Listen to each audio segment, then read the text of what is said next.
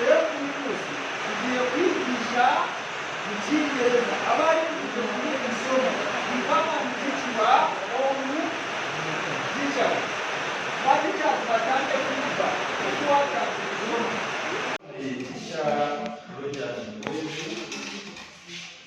nishimiye kubana namwe uyu munsi sibyo kandi I feel like I wanted to feel free with you. Feel free with me. I have come just to talk to you a bit for just a few minutes. I'm the CPD. I'm the CPD advisor in Science District, was on sexual education, and from the organization called UNICEF and IED. Let me hope when I talk of UNICEF, you realize, then IED is inspire, educate, and empower. So rero uyu munsi naje kubashura. I have just come to say hi to you, senior sixes, and to talk to you a bit. So murakoze kunyakira ariko sinzi whether you are strong, whether you are capable, murabona abandi bifashe kuti. Are you okay? Are you okay? Yes. Okay, you stand up and you show me that you're okay. You stand up and you show me that you're okay.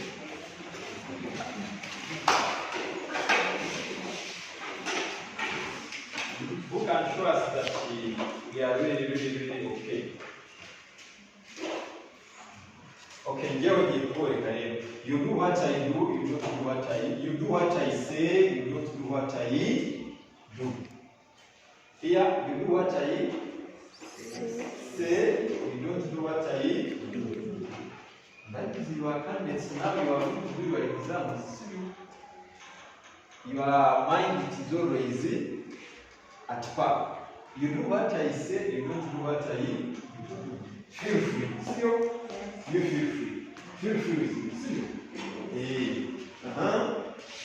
You do what I do, you do what I say, you don't do what I do. When I say we move up, we go like this. When I say we move down, we go like this. Move up, we move down, we touch our waist, we do surround, we go like this.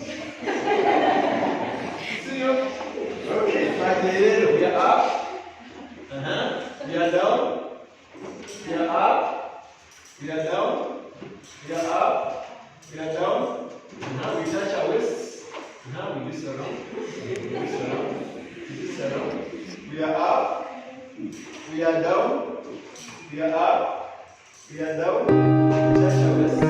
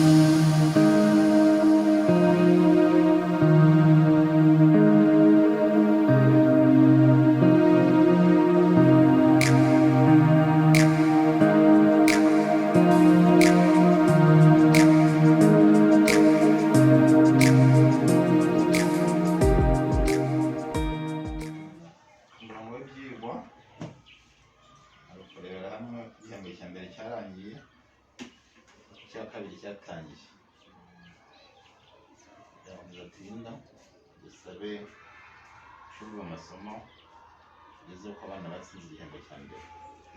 Umuyobozi w'ishuri arakoze uko igihembwe cyarangiye habayeho gukora ibizamini kw'abanyeshuri, timetable yarakozwe kandi nuko abarimu bagomba kujya basimburana mu byumba abanyeshuri bakoreramo ibizamini. Hanyuma nakoze igitabo cyerekana uko abanyeshuri batsinze ari amashuri abanza n'ayisumbuye, agatabo ngaka nk'uko nakabahaye mu cyumweru gishize, uwashaka kubireba yabireba.